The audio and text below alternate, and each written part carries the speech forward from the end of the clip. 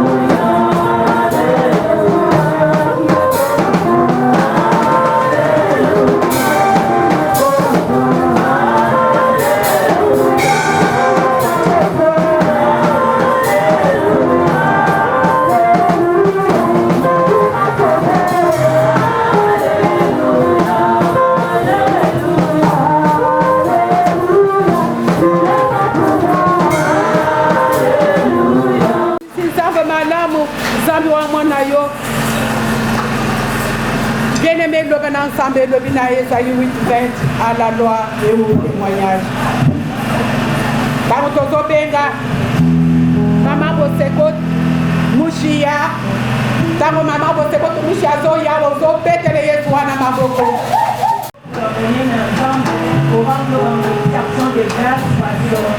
Na longue vie oiseau que ça va parler en anglais. Nous avons dans le groupe, de l'eau maman n'a pas totalité 80 ans. Il y a un autre temps pour l'ensemble.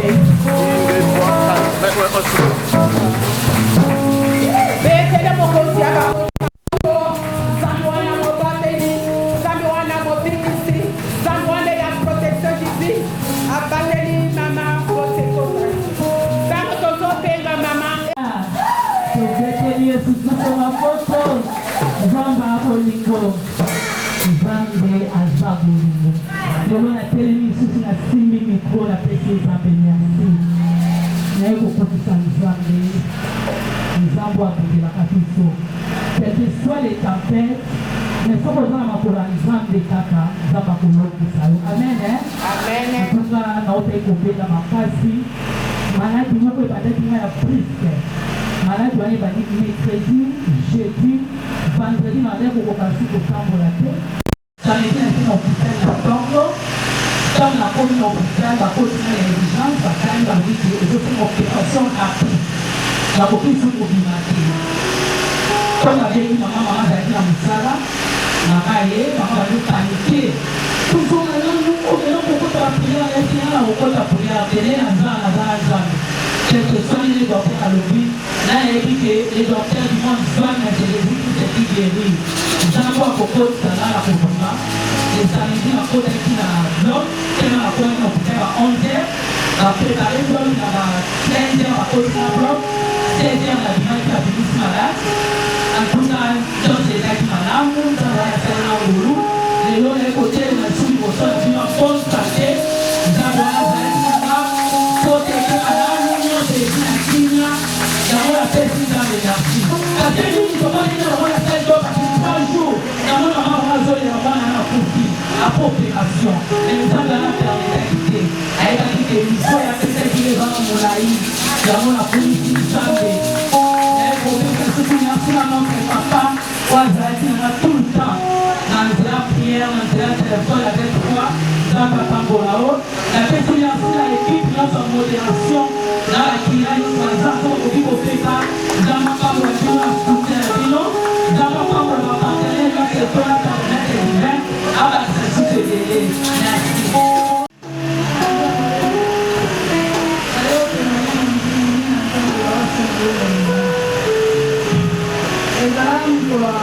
Dans le mois de juin, papa fait un message que maman va me laisser la petite maman Janine va faire l'opération.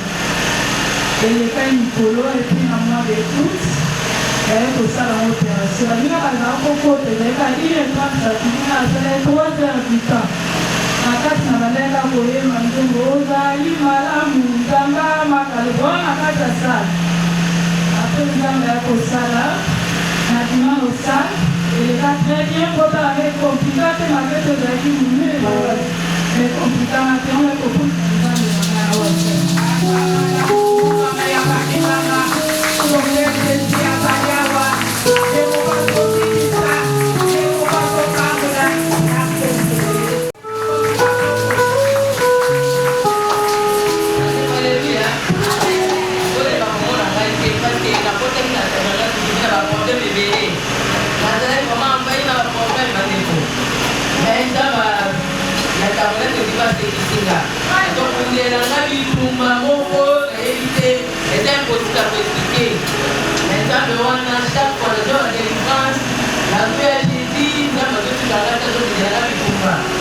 cette fois-ci, dans le papa, il y a un problème en voyage, donc il va pas bloquer. Les gens m'ont lié, la nuit de l'Europa, le bail a voyagé, la vie du a voyagé, a commis la pesque de Canada qui vient, il y a un beaucoup de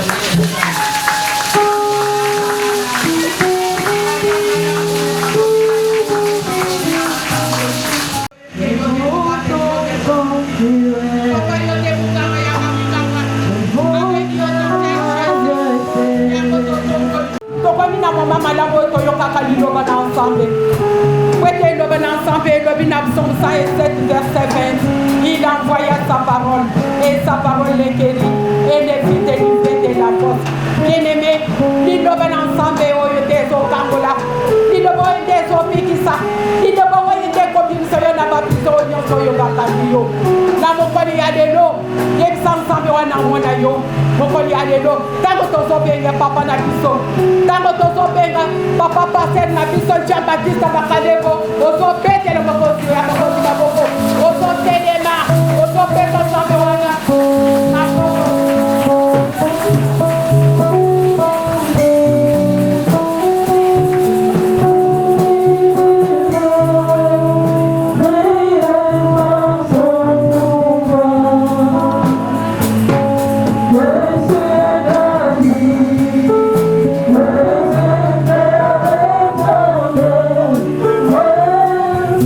Yeah.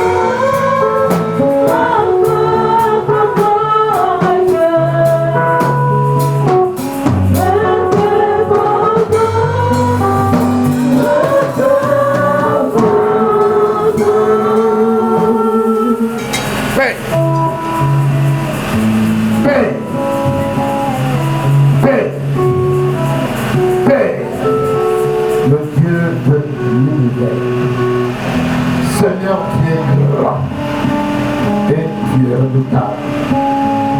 Tu as créé les cieux, les terres, les mers, de lac et des rivières. Ce matin, tu vas dire un mot de la chose s'accomplit.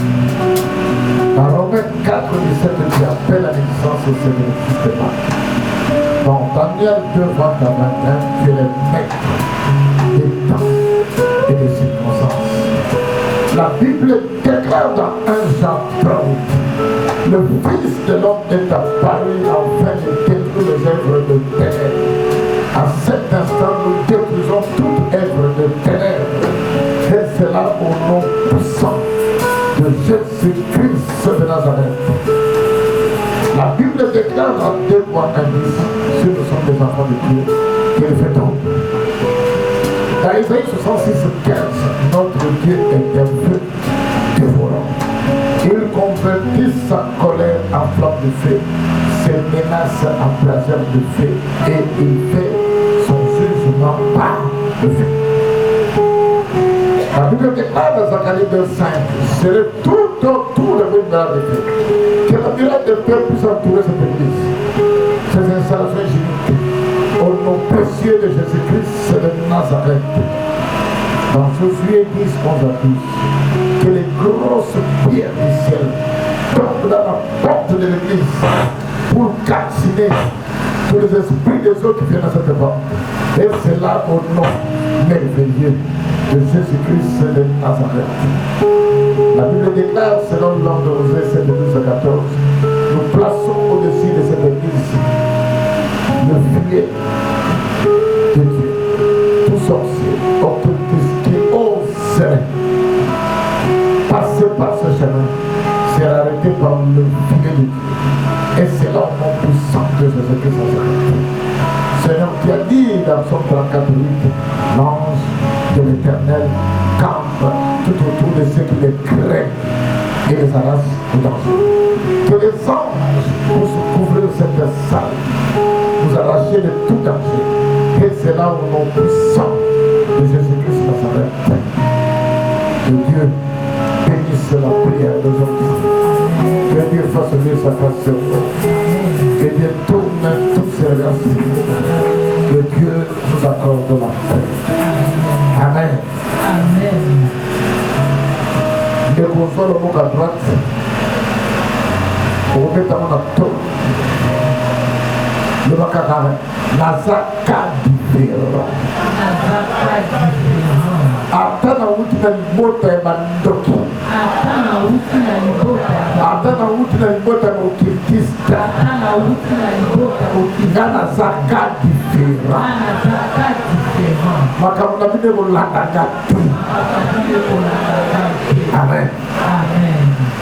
Bien-aimés dans le Seigneur, le thème que nous allons développer ce matin, je refuse d'être esclave des réclamations. Je refuse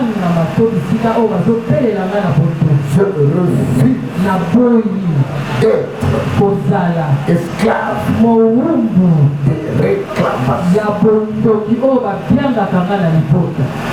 Nous allons lire deux versets bibliques pour ce matin. Ecclésiaste 10, verset 7. Et puis Luc 22, 31 à 33. D'abord Ecclésiaste 10, verset 7.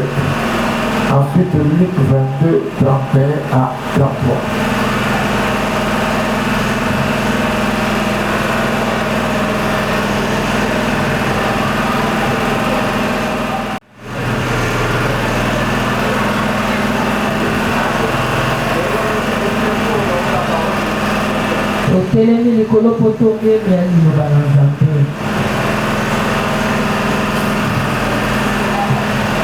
La Bible dit ceci. Dieu vit des esclaves sur des chevaux et des princes marchant terre contre des esclaves. Amen. Amen.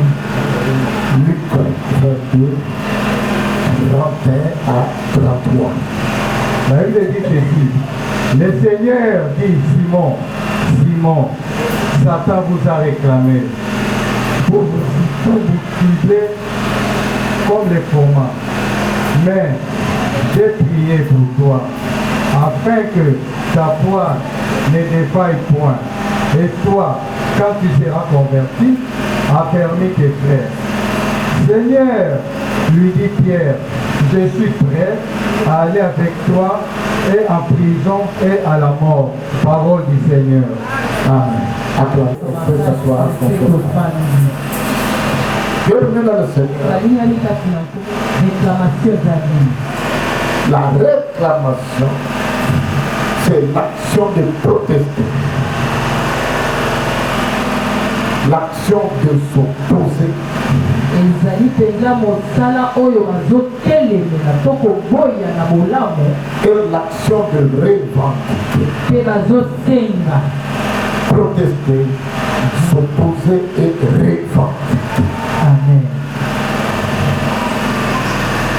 Bienvenue dans le Seigneur. balingami kati na nkolo Les réclamations sataniques kobengama to kotelemela na butu sont des forces de pesanteur. yango mpenza ezali bokasi oyo ebendaka.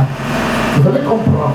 okomona ete Si je jette ce soir, soki tobwaki mosware oyo ça va tomber. yango ekokwea kaka na se. Il y a une loi ezali mpenza na mobeko moko en physique yango na fizike qu'on appelle yango babengaka la yango loi yango eza de mobeko la gravitation universelle. yango mpenza eza kobenda na mokili.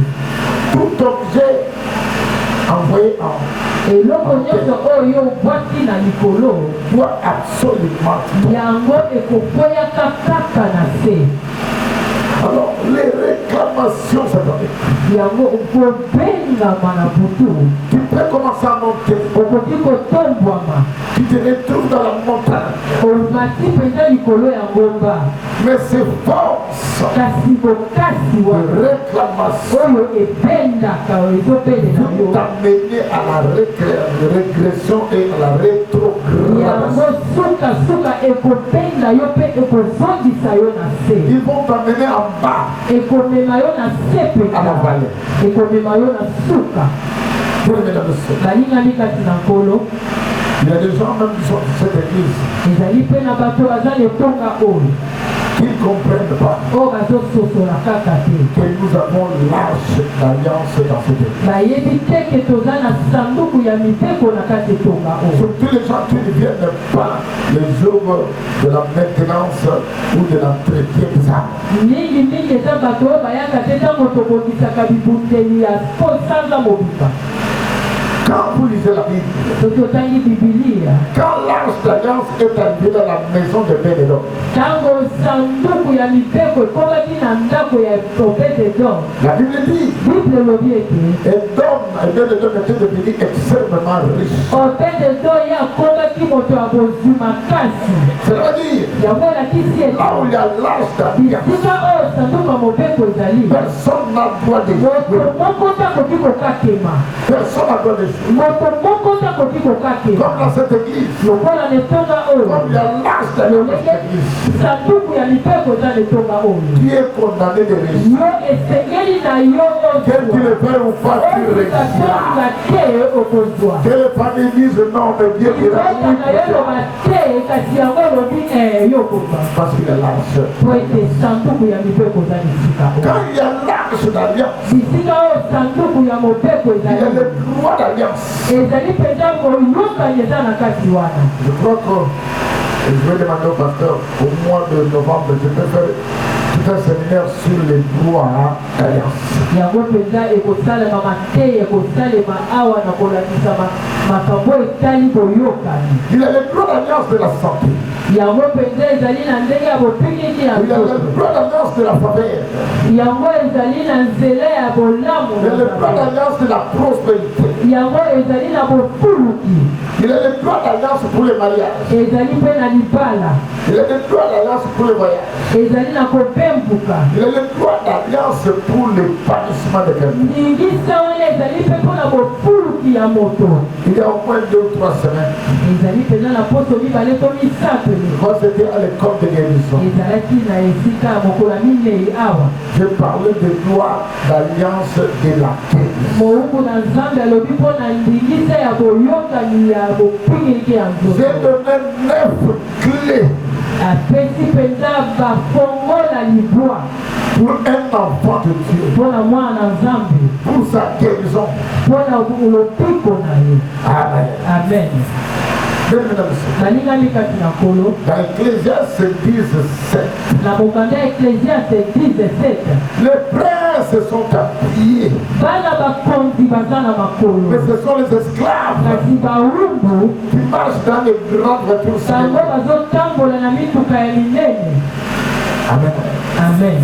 Bien, mesdames et messieurs, nalingami kati na il nkolo est grand temps ntango ekoki de refuser d'être esclave dans ce ya monde. koboya kozala mowumbu na se na Il est moto. grand temps bongo ekoki de refuser d'être otage ya dans ce monde. koboya kozala mokangami. Peu importe n'importe quelle famille qui est chrétienne, ata libota lolenge nini yo on va refuser d'être otage dans cette famille. okoboya ozala mokangami na Papa na nga ozala lola. papa na nga oza na Kana lola za otage ya famille kaka atakana nga na te. otaja libota tata Kana za otage ya famille anamana na te. otaja libota Kana za libre. kana za Kana za libre libre. naza libre Faut refuser. na poni. Bien, mesdames et messieurs, balingami kati na nkolo Élie était dans la montagne. eli azalaki likolo ya ngomba. On envoyait 50 militaires plus un chef, c'est-à-dire 51 personnes. batindi mpenza basoda ebele mpe na mokonzi na bango. Élie était à la montagne. eli aye kuna likolo ya ngomba. Le chef est venu avec 50 militaires. mokonzi ye aye na mapinga. On a dit à Élie, bayebisi eliya descends. kita Est-ce que vous comprenez? Élie descend. bayebisi eliya kita. On lui réclame de descendre. bazobelela ye to bazoyebisa ye ya kita. balingami kati na Il y nkolo a beaucoup de gens qui sont dans la salle, eza na bato ebele baza na esika qui sont oyo déjà à la position de la montagne. bazali kuna likolo ya ngomba. Ou bien mi-chemin de la montagne. ye akomi mpe na Mais il y ngomba. a des gens qui se sont réunis ezali na bato oyo basangani pour que tu puisses descendre dans la bazali vallée. ete yo okita na se. Ils te réclament bazobelela que tu yo puisses descendre dans po la vallée. ete yo okita na se. Qu'est-ce qu'il y a fait? eli asalaki nini? Il a dit dans 2 mois 1 10. alobi na mokanda ya terwa Si indite moi, Élie, je suis soki nga enfant, eliya naza mwana ya que nzambe le fait tombe, moto kita. le fait tomber. moto kitaki. Les militaires et leurs chefs étaient calcinés. mapinga wana bango bazikaki mpe na mokonzi na bango. Ils n'étaient pas fatigués fatigués. Ils Ils ont envoyé encore le deuxième groupe. 50 militaires plus ils sont arrivés. Élie était déjà dans la montagne. Il descend dans la montagne. Élie leur a dit, si moi Élie, je suis enfant, que ne fait pas. Ne fait tomber. Ils étaient cassés. Le troisième groupe est arrivé.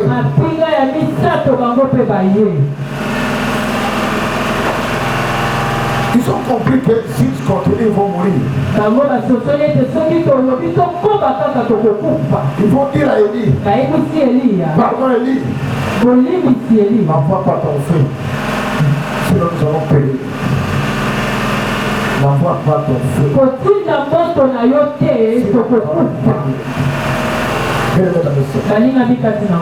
Il y a des gens qui sont contre ta grandeur. Il y a des gens qui sont contre ton épanouissement. Il y a des gens qui sont contre ton avancée. Le temps est arrivé. Comme Élie l'a fait. Il faut le détruire. Il faut le détruire. Il y a des gens qui vont mourir. Il y a des gens qui vont voir ton élévation. Il y a des gens qui vont mourir.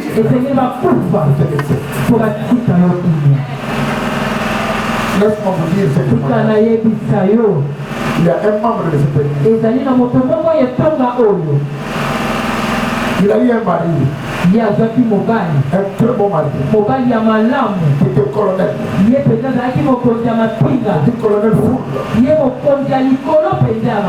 Et ils se sont arrangés. Ils sont allés louer la salle Béatrice. Pour leur mariage. Ils ont acheté les arbres. Ils ont loué le véhicule pour la fête. Ils ont loué cette salle prestigieuse de Béatrice. À 2 semaines du mariage, le mari viendra. C'est pas possible qu'on se marie aujourd'hui. Il faut se répondre. La femme lui a dit, on a vu la salle. Même l'argent pour acheter la nourriture, la boisson. Pourquoi on doit aller?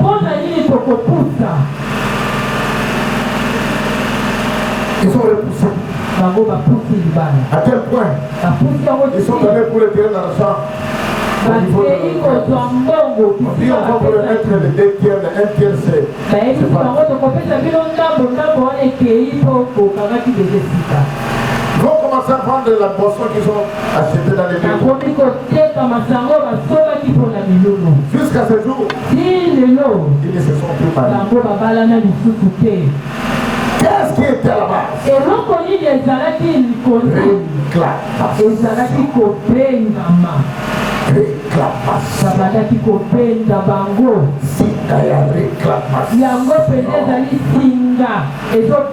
Quelqu'un qui a déjà vu le mariage à 2 mètres.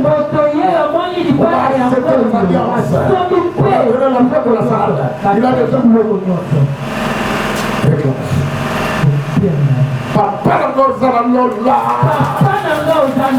Signalions sa réclamation.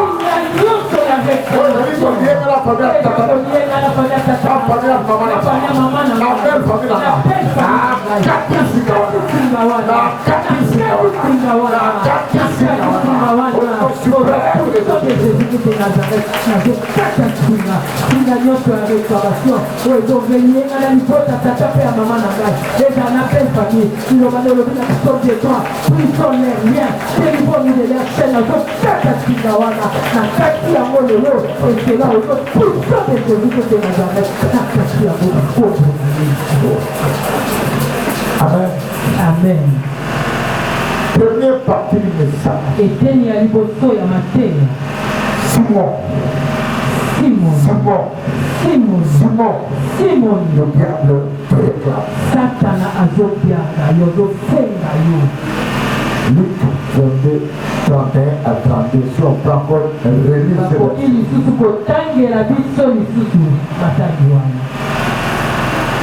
Luc 22, 31 à 33.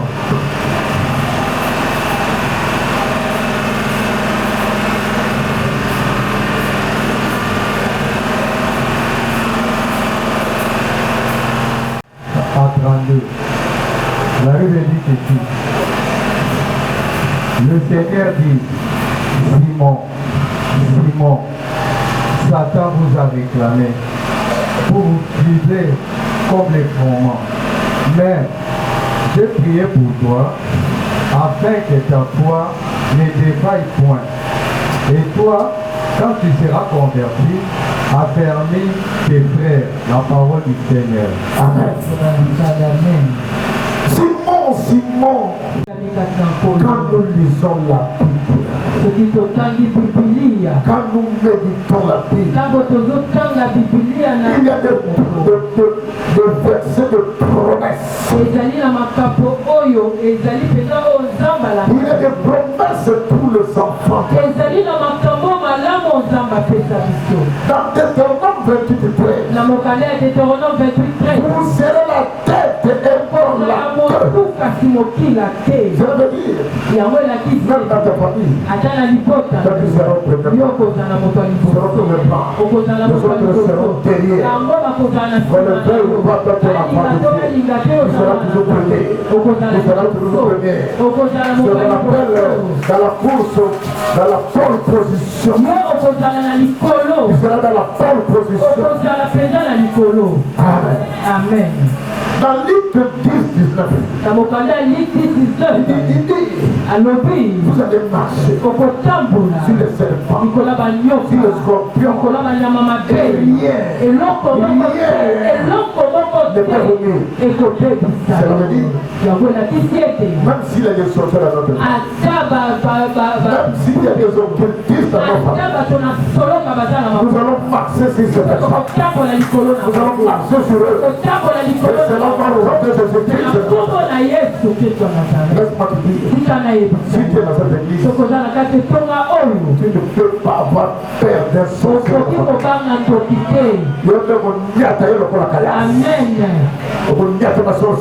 Amen. Amen. Dans Marc 16, 17, voici le miracle qui accompagneront ceux qui auront. Ça veut dire, dans cette église, si Dieu te donne le mariage, il va te donner le voyage, il va te donner le mariage, tu seras marqué, si Dieu te donne la santé, il va te donner le bassin, il va te donner le plat, il va acheter les miracles qui accompagneront ceux qui auront.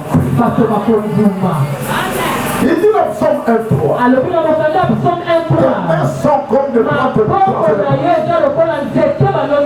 ça veut dire, dans sa jeunesse, c'est venu pour toi.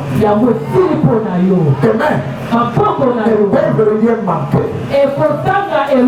Si tu manques à 8 heures, à 10 heures, tu auras des dollars. Si tu manques à 12 heures, à 18 heures, tu auras des dollars. Tu vas vivre ce qui te dit dans 2 ou 3 siècles. Qui a dit dans le désert, faute de force, vous verrez comment tu es rempli. C'est ce qui se passe dans cette église. Quand tu viens, tu parles de ton problème. Tu me donnes la mission. Tu auras l'argent. C'est comme mon fils de Carnot. On ne paye pas les gens qui ont fait la mission. À cause de lui, on a payé tout le monde. Amen. Dieu appelle à l'existence ce qui n'existe pas. Laisse-moi te dire, à partir de maintenant, tu vas vivre ce verset. Tout ce que tu as cherché pendant des années et des années, Le temps est arrivé. ngonge koki Que tu puisses partir dans ta vie. ete yo nsima yango Parce que demain, po ete maboko na yo ezali lokola nzete baloni pembeni ebale Dieu a dit encore dans 2 Corinthiens 8:9. na mokanda te korete witna Moi je suis Christ. ngai yesu kristo Je suis fait pauvre à la croix. ngai nakufi mobola na ekulu Que tu deviennes po riche. ete yo okoma moto abozi Laisse-moi te dire, tika nayebisa la yo pauvreté n'est pas le bagage de eza ya tabernacle. bana ya Il n'y aura plus de pauvres dans cette église. Parce qu'il a l'âge de la grâce. Nous sommes disposés à être riches dans cette église. Si toi tu ne veux pas être riche, ton problème. Mais nous sommes venus ici pour être riches. Personne ne nous empêchera d'être riches. Amen. Amen, amen, amen. Personne ne nous empêchera d'être riches. Dans 2 Corinthiens 9, je vais vous combler de bénédictions. Laisse-moi te dire, à cette salle, il y a des gens qui vont simplement regarder. 50 000 $. Et là, on me sert à 50 000 $. À tout à l'heure, on va miser. Attends, pas ça. Il y a des gens dans cette église. Ici, le 30 janvier, il y a des gens qui vont acheter des terres. Il y a des gens qui vont construire des maisons. Il y a des gens qui vont construire des maisons. Oh, c'est que contre la capacité. Et ce qui est contre toi. Le temps est arrivé pour que l'âge parle. L'âge doit parler maintenant. C'est le moment que l'âge parle pour sa famille. Finir la pauvreté. Amen. Parce que le livre est bon. Il dit, je voulais donner le plan de bonheur et de dans 3 ans de vie. Bien-aimé, je souhaite que tu prospères. Ton pourquoi les états ton âme soit en bonne. Amen, amen. Amen. Il y a des promesses pour les enfants de Dieu. Mais les diables réclament. Nos papas sont en train de réclamer. Il est grand temps qu'on se libère de l'otage des réclamations.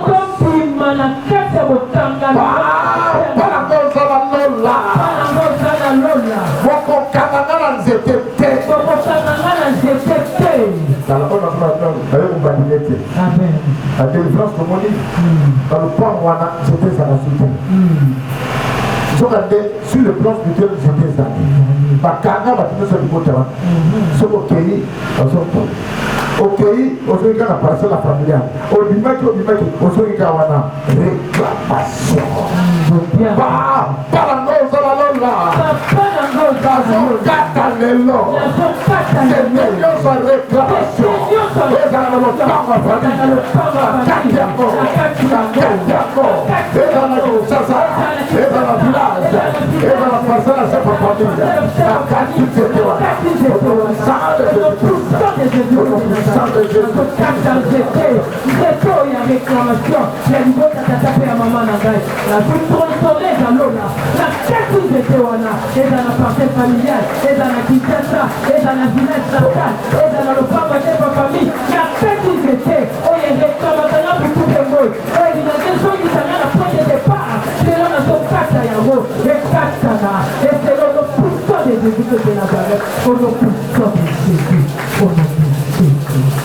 Amen. Amen. Deuxième partie du message. Les séjours montrés, les résidents, responsables de l'esprit de Kadès parmi. Les séjours montrés, les résidents, responsables de l'esprit de Kadès parmi. Produit par les réclamations. Suivez-moi très bien.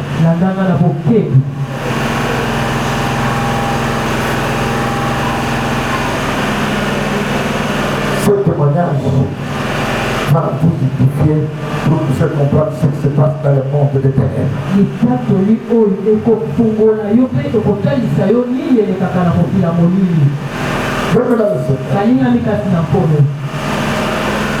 Quand vous suivez l'histoire de Jésus à Bethphagée,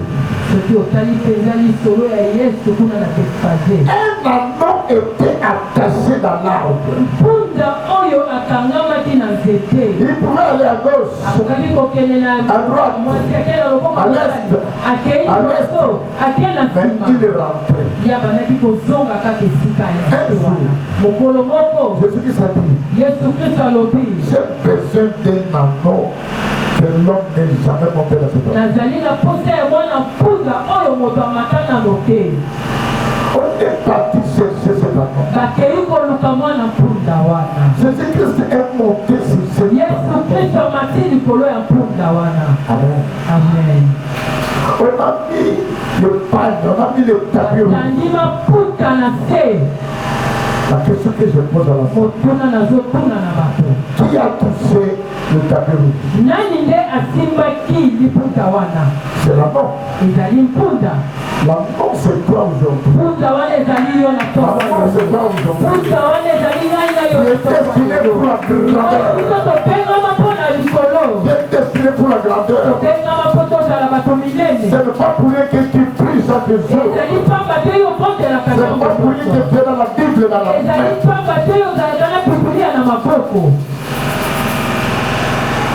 Cette fille, une fille qui prie avec nous ici. Nous sommes venus le mardi. Les gens qui étaient là le mardi, j'ai donné une parole de connaissance. Le centre aussi m'a dit de toucher dans la tête de chacun qui est venu. Quand j'ai touché cette fille, elle est tombée. Quand elle est tombée, j'ai constaté qu'il y a une personne qui est dans son corps. J'ai commencé la délivrance. J'ai commencé la délivrance. Le pasteur est venu. Maman est venue. Maman Lucie est venue. Merci est venu. Je vais commencer à faire la délivrance. La personne qui va sortir de cette vie, Maman Koulouto, qui est déjà décédée il y a au moins 4 ans.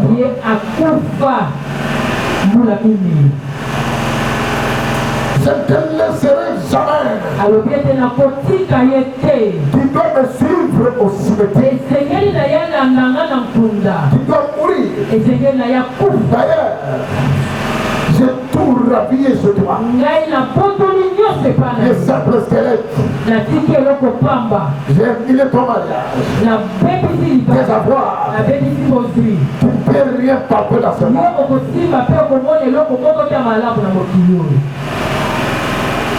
Je posais cette femme. Mais qu'est-ce que cette jeune fille a fait?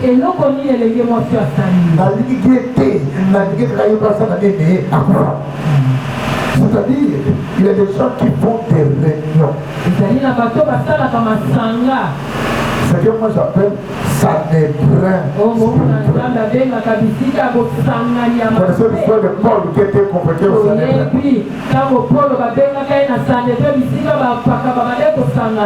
On va commencer à isoler cette fille. D'être seule. D'avoir des idées de suicide. On va se suicider. Les gens n'ont pas compris. Les gens n'ont pas Amen, amen, amen. Amen. Cette fille a commencé à vivre la solitude. Comme si elle était rejetée par le monde.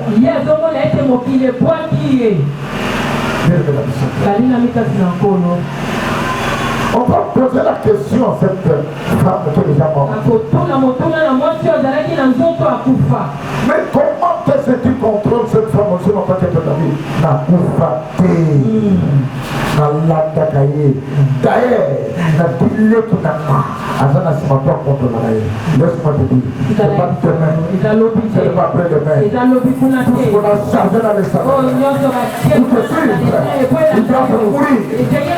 Toute personne qu'on a choisi pour te contrôler, pour contrôler tes enfants, pour contrôler tes affaires, doit mourir. Parce que c'est pas moi qui fais mourir. Les professionnels décident de te vivre, de te mourir.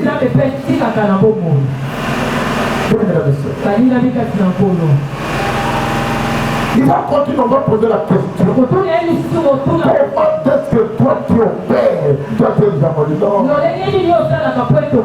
Dans cette parcelle, il a donné l'endroit où se trouvait leur sanctuaire. C'est l'arbre qu'on a bloqué. C'est là où il est en otage. Amen. Akata lopango wana nzete ezalaka lisusu te kasi na molimo nzete ezali bisika bakanga bato. Amen, amen. Amen. Balinga mikasi na nkolo. Faut faire attention avec nos familles. Sengeli na yo sala keba na mabota na biso.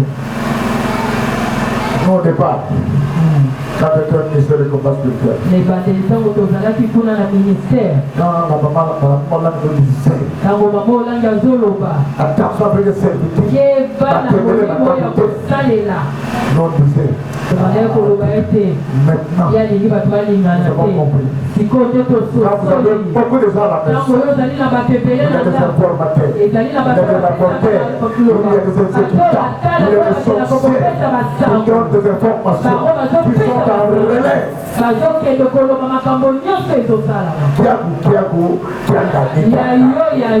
Moi, je suis pas sur le matin. Je vais y aller. Point d'interrogation. Amen. Amen. Quelqu'un déjà mort. Mais il contrôle les gens qui sont là. Il a mis les gens qui sont là pour suivre. Amen. Amen. Papa n'a aux hommes là. Trop c'est trop assez. C'est assez.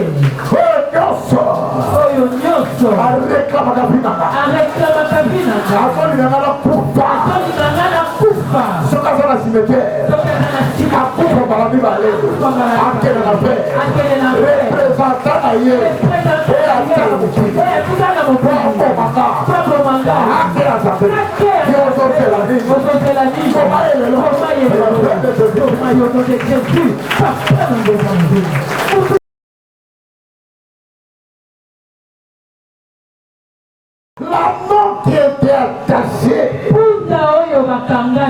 a marché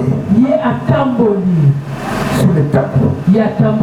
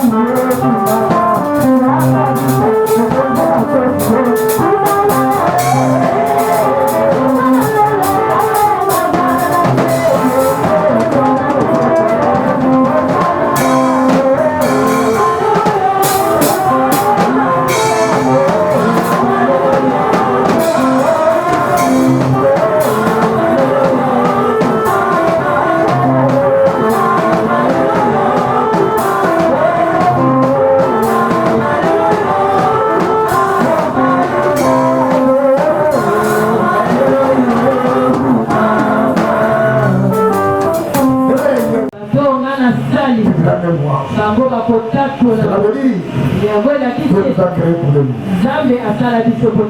Troisième et dernière partie. Le soubassement spirituel est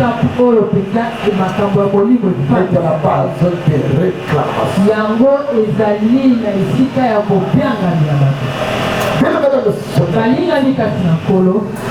Nos grands-parents, nos parents ont compris des alliances cachées. Il y a même des terres qui sont polluées. Tu peux avoir peu de kills. Tu loues dans une parcelle. Quand tu vas déménager pour autre parcelle, tu arrives dans ce nouveau terrain. Les voitures tombent en panne. Les appareils de télévision tombent en panne. Les mobiliers commencent à se déchirer. Terre. Amen. Il faut très bien traiter la terre dont tu vis, sinon tu risques d'avoir des réclamations.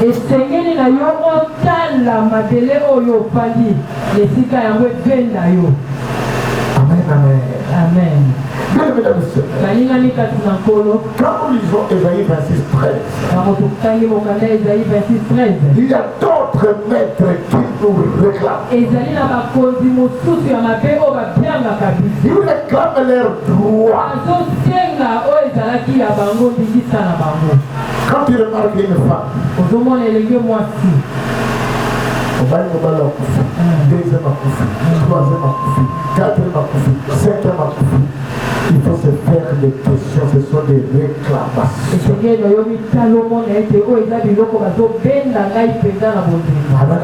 Amen. Donc il faut entrer en profondeur. Et Dieu vous répondra. Quand il va à Moussoussou, ils appellent la base Moussoussou. Comment on va Makwanganzala. On dit Kwanganzala. Babibali bazokufa kama bazokufa. Sasa hivi Kwanganzala aliaka mobali. Sio bana sasa bema. Sio bana ni tuzu Kwanganzala zole kai. Ndipo huko mazole kai. Makakapela mosi. Amen. Amen. Réclamation. Il y a des terres qui réclament les terres. Un jour, on était au niveau de Olivier 9. Nous avons demandé aux gens d'apporter la terre de leur maison. Les autres, ils ont pris la terre d'Olivier. Le propriétaire de la terre a commencé à parler. Il a la prière m'appeler maintenant. Maintenant, je m'appelle que ça pourra défier. Amen, amen. Amen. Papa nanga ozana lola. Papa nanga ozana lola. Nazonya tanakole pai na vanda. Nazonya tanakole pai na vanda. Nazio autorité lopango wana. Nazio autorité lopango wana. Réclamation na bango. Réclamation. Ekola tanga. Ekola tanga ite. On va lancer le Mokolo Moussousou. Nous sommes locataires dans la parcelle du Mokolo. Parce que viens, comme les gâtés à moi. Le Mokolo Sokoye, on s'en a un mois de soit le Mokolo Koufi, soit le Mokolo Koufi, soit le Mokolo Koufi. Et puis, nous avons tous besoin d'avoir ça, et aussi là. On va lancer la Karambo, on va sauver. On a mis taillé.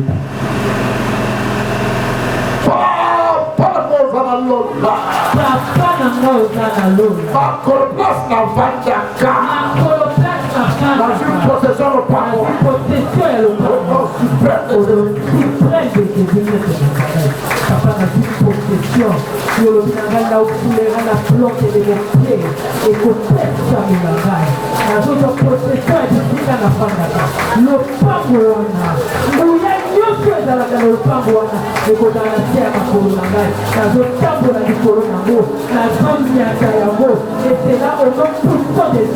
Amen.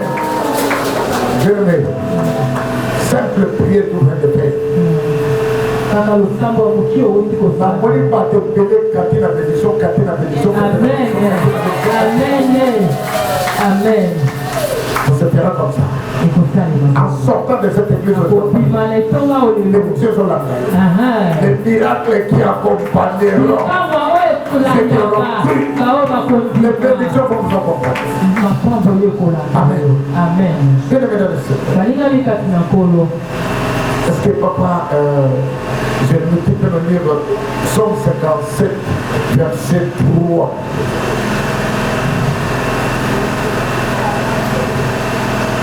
Et puis Jérémie 10, 3 à 5, deux versets de Bible. Psaume 57, 3. Et puis Jérémie 10, 3 à 5. Troisième verset. La Bible dit ceci. Il m'enverra du ciel. C'est dans le troisième verset. C'est dans ce verset 3. C'est ça? Oui, c'est ça. Allez-y. Il m'enverra du ciel le salut, tandis que mon persécuteur se répand en outrage. Dieu enverra sa bonté et sa fidélité. Psaume 57, 3.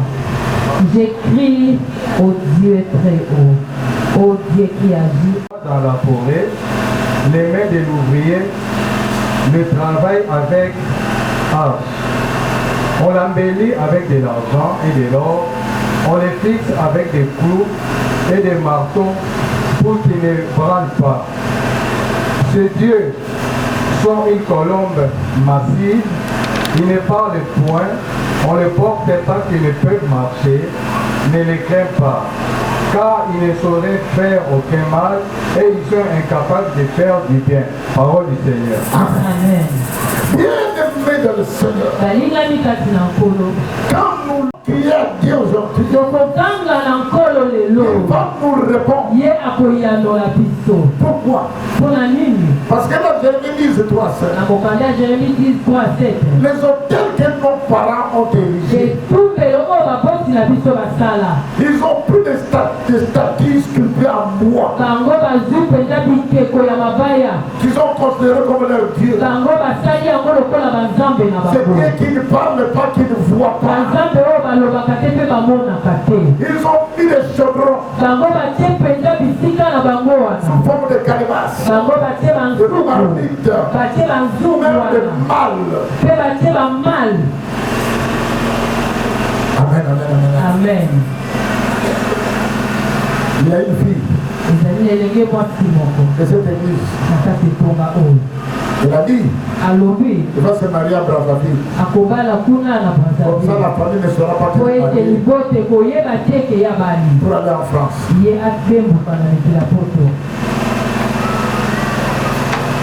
Bandoki, babenda photo spirituellement. Bati nakata mal chaudron. Bati kokunango spirituellement, basimekira mbazale makota campus. Moi je suis à Bala, moi je dois voyager, chaudron. Et comme il faut réclamer,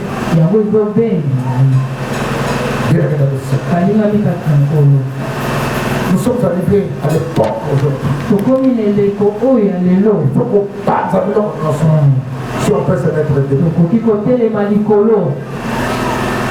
Kana ceinture, kana de notre vie tout à fait bien.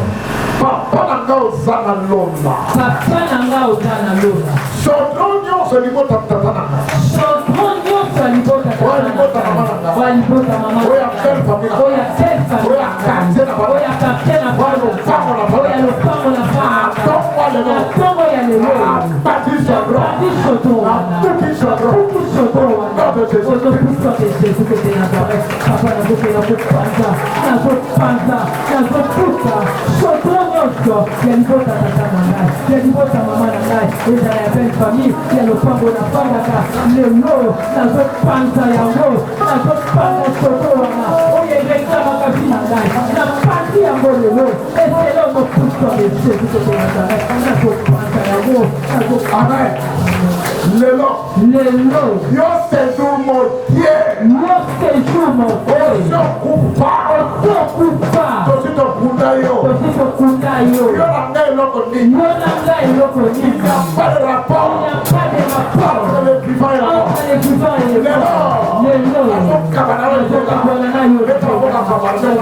Voilà, yo séjour dans ce que, comme toi, ce soir, nous n'engaille, la promesse de notre débord est bon, yo, pour pas mal avant la bonne, yo, le passant de la bonne, yo,